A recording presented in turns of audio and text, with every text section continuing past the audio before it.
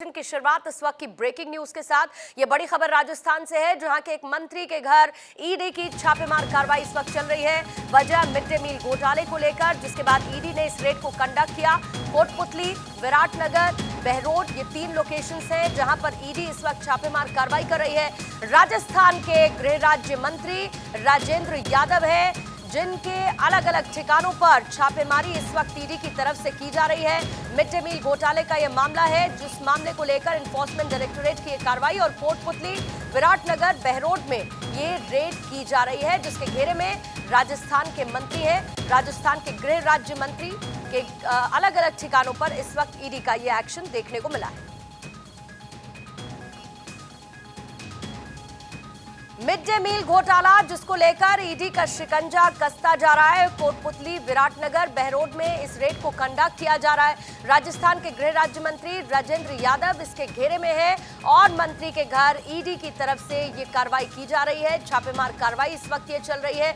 अलग अलग 3 लोकेशंस है और उनके घर पर यह छापा पड़ा है। मिड डे मील घोटाले से जुड़ा हुआ यह मामला, जिसमें गृह राज्य मंत्री फंसते हुए नजर आ रहे हैं। ईडी तमाम चीजों को जब्त करने की कोशिश, इस रेड के साथ खंगालने की कोशिश और मिड डे मील घोटाले को लेकर यह पूरी कार्रवाई एनफोर्समेंट डायरेक्टोरेट की तरफ से जारी है। सुरेंद्र परमार इस पर और ज्यादा जानकारी के साथ इस वक्त जुड़ चुके हैं। शिवेंद्र परमार, माफी चाहूंगी, इस वक्त हमारे साथ जुड़ चुके हैं।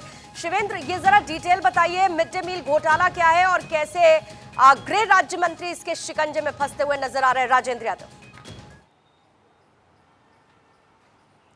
देखिए, राजस्थान सरकार के मंत्री हैं पूर्णिमा राजेंद्र यादव, जो कि बहुत ताकतवर मंत्री हैं।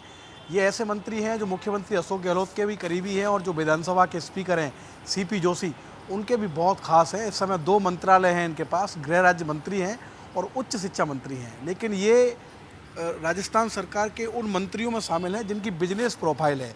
और भी ऐसे कई मंत्री हैं, लेकिन राजेंद्र यादव उन प्रमुख मंत्रियों में है जिनकी बिजनेस प्रोफाइल है। इनकी कोटपुतली में, बहरोड में और जयपुर में कई ऐसी फैक्ट्री हैं जो आटा मील का काम करती हैं। मिड डे मील में जितनी भी सामग्री जाती है, उनकी पैकेजिंग का काम इनकी कंपनी करती है। और आज से ठीक 1 साल पहले 7-8 सितंबर को इनके कोटपुतली में जो फैक्ट्री है और जो कंपनी है, वहाँ पर इनकम टैक्स की कार्रवाई हुई थी, बड़ी कार्रवाई हुई थी।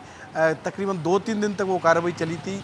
हालांकि उस कार्रवाई में पूर्णिमा क्या मिला, इनकम टैक्स ने इसकी जानकारी कभी किसी से साझा नहीं की, लेकिन ये पता चला कि कई सारी अनियमितताएं मिली थी और उनके बहुत लंबे दिनों तक जवाब देने पड़े राजेंद्र यादव को। लेकिन अब अचानक से ईडी की एंट्री हुई है। पिछले 6 घंटे से राजेंद्र यादव की कंपनी, उनका निवास, उनकी फैक्ट्री, सभी जगह जो ईडी की टीम है उनका सर्च लगातार जारी है। और जैसी जानकारी हमें मिल रही है कि खुद राजेंद्र यादव, जहां ईडी इस समय रेड कर रही है, पूछताछ कर रही है, वहां गृह राज्य मंत्री राजेंद्र यादव खुद मौजूद हैं।